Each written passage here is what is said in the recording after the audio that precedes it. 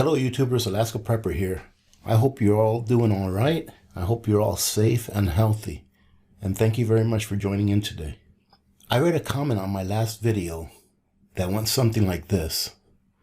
And I love reading the comments, ladies and gentlemen. If you think I don't read them, I do read them. Sometimes I can't read them all because there's so many, but I do try my best to go over all of them. But the comment says something like this. Something that people are bowing down to the government by following all of these rules and restrictions that the governments have put down on people, you know, social distancing, putting on masks, gloves, all that kind of stuff. And it got me to thinking, you know what, let me look into this a little bit, because what if there is something behind all of this stuff that's going on right now? You know, as I've stated before, and I got this quote from the 2008 crisis, and I forgot the name of the person who said this, but he was a government official. And he says that a government never lets a good crisis go to waste. Meaning that the government will take a crisis that maybe is not that big of a crisis and try to do everything it can do in order to fulfill its own agenda. And as you know, ladies and gentlemen, the government's agenda is usually not for the people, but for the government. So if you remember back to 2008, when they were bailing out all of these banks, bailing out Wall Street, bailing out corporations that had failed and should have been allowed to fail, as we are, quote unquote, a free market. Although anyone in the know knows that we haven't been a free market or a true capitalist market for decades, if not for more than a century. I thought back, you remember all of the protests going on? I forgot the name of the protest, but it was on Wall Street. You remember all of the thousands and probably tens of thousands of people that were protesting in the streets? There were people trying to do bank runs, and they ended up getting arrested just for trying to take their money out of the bank in large groups. And I asked myself, and I do appreciate the comment because it makes me think. And I asked myself, where are the protesters now? Where are the protesters now? You see, back in 2008, the Fed actually had to go and ask permission of Congress and have Congress approve a spending bill that would bail out the banks. This time, as far as I can see, ladies and gentlemen, I could be wrong, so correct me if I am, please. But this time, the Fed is only going to Congress to approve those monies that are being doled out to, quote unquote, help the American public. So the trillions of dollars that they're using to bail out the banks, to bail out all of these corporations, they're not going to Congress for that money. They're only going to Congress to get approval to use those monies that are being used to bail out the people and the small businesses. But there are no protests. There aren't thousands of people in the street protesting this. Why is that? Well, could it be because of this thing that's going on that has the majority of Americans and the world afraid of going out and encouraged to practice social distancing? Could that be playing a part in this? Because it's a lot easier for Congress and the Senate and the government to get away with things when people can't go out on the street and protest and speak their mind and address their own governments. So I came across this article and I found it very interesting. I'm going to read it really quick so that you guys can take a look at it and see what you think. What is it that's really going on? And I can't tell you that I know. I can tell you what I think what's going on, but I really don't know it. I guess we'll all know what's going on in the next few years after it's already happened. Now reading on, and this says bombshell, Minnesota senator reveals his HHS coaching document on how to overcount the cases of this thing that's going on right now. And I said overcount, meaning report more than what actually exists. Minnesota Senator Scott Jensen, who is also a medical doctor, has released a Health and Human Services coaching document that shows how the government wants states to overcount cases of this health issue that's going on. The only reason the government would want to overcount this is to keep their martial law in place for as long as possible and expand their power while people are locked down. Now, going back to what I was saying before, ladies and gentlemen, that a government never lets a good crisis go to waste.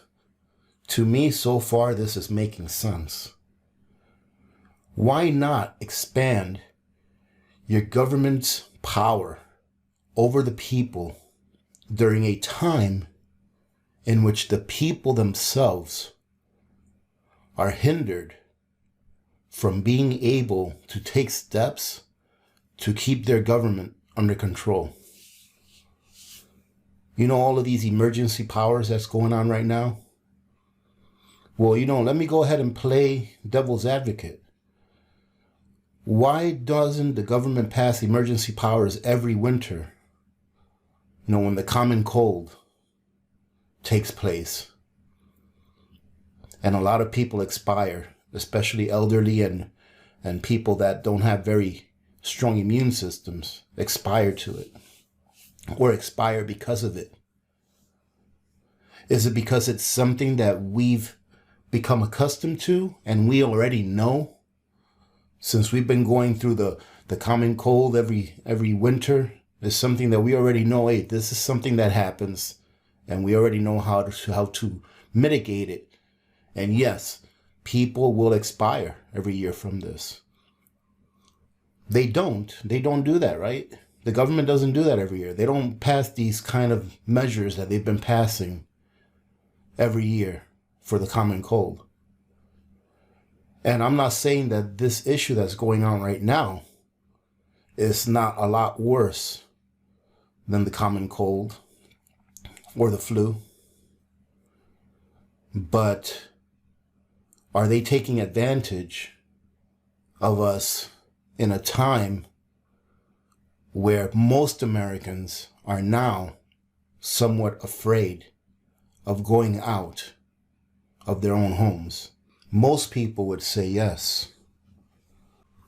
Continuing on, this bombshell document was released by the senator and physician who said he received the 7-page document coaching him to fill out death certificates with that health issue as being the diagnosis without even having a lab test to confirm that the patient actually had it. And this is a quote. Last Friday, I received a 7-page document that told me if I had an 86-year-old patient that had pneumonia, but was never tested for this health issue that's going on. But sometime after she came down with pneumonia, we learned that she had been exposed to her son, who had no symptoms, but later on was identified with this health issue, then it would be appropriate to diagnose the death certificate as her expiring from this health issue. So you see, ladies and gentlemen, a lot of people are saying that the number of cases out there are probably a lot higher than what it is in reality. And I have to say that I would probably agree with that, because if you have it and you have not been tested, then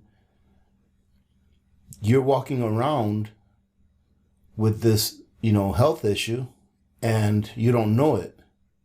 Only if you're tested and have it can you be counted. But now this doctor is being told that even without proof that a diseased person had this thing, now they want to go ahead and count them as having expired from it. So for some reason, they're telling doctors out there to count people as being expired from something that they have no proof that that's what it was. So why do they want their numbers to be higher? It says here, Dr. Jensen explained that this is not a normal procedure. The cause of death would still be pneumonia, the same in the following example. A person who tested positive for this health issue leaves the doctor's office and dies in a car accident. The cause of death is still a car accident. But that is not how the government wants these labeled. No wonder our deaths are out of proportion and people are questioning the government's response and their data with regards to this health issue that's going on. We are never told the truth and have been forced to suffer massive economic and financial burdens of this. And financial burdens because of this. And then here's just a couple of tweets. And this tweet goes out, it says, Minnesota senator, who's a doctor, said that he received a 7-page document to fill out death certificates with a diagnosis of the current health issue, whether the person actually died from it or not. Now, this really has to lead you to think, ladies and gentlemen, to what's going on. If you've been following the news as far as these care package bills, I guess you can call them, or People Protection Act bills, or I don't know, they've got some names for them, right? But my wife told me yesterday that on the latest one that they were attempting to pass, that there was a bill pushed in within the bill that said that all Americans, now I have to research this. This is just what my wife told me from reading it off the internet. I didn't actually look at it. But it said that part of that bill that they're trying to pass in order to, quote unquote, help the American people, said that all Americans would have to register their firearms. You understand that, ladies and gentlemen? Why? What in the world does that have to do with a financial care package? I mean, I'm sure that most of you have probably looked at the previous bills that they try to pass. I think the first one they tried to pass, at how much pork was in that bill. I think they call it pork or fat or something like that. But pretty much things that had absolutely nothing to do with the main purpose of the bill, which is to help the American people and help businesses, small businesses of 500 employees or less, to get through this crisis that has been created. So take a look at those bills that they're passing. And I remember reading the first one, and I forgot a lot of the extra stuff, but there was a lot of extra things in there that had absolutely nothing to do with this health crisis that's going on right now. I question, why is it that all of a sudden we all have to stay home? So far, for the most part, at least where I live in Alaska, you can go wherever you want. There are some places that are closed, and you cannot like go and dine in somewhere. You can't go to a bowling alley. You can't go to a bar, things like that. And other places like supermarkets and Costco, I think now they have like your 6-foot lines where you have to stay at least 6 feet away from each other. I feel that this experience is going to change our psyche going forward, that is going to make us less neighborly as a society going forward. But why? And I would have to assume, and I'm going to share this with you. I'm going to share this with you because I have absolutely no proof, but I'm going to share this thought with you. Any of you that have been following the economy for a while. You all know that the stock market is just a paper tiger. It's completely fake. I mean, just take a look at its performance in the last couple of weeks. The unemployment numbers come out, and they are the worst unemployment numbers ever reported, and the stock market goes up 1,000 points. Makes absolutely no sense. They extended the amount of days where companies had to report their earnings by 45 days. I believe that companies were supposed to report their earnings on the 1st of April for the last quarter, and they postponed that requirement, and now they have 45 days, so around the middle of May, before they have to report their earnings. Why is that? I think that they're doing these things in order to put a smokescreen in between us and the truth, as they've done several times throughout the years. Because when a person starts taking a look at the stock market, and they're like, wow, why is the stock market going up all of a sudden now, after it's been dropping? And there's no good news to be had.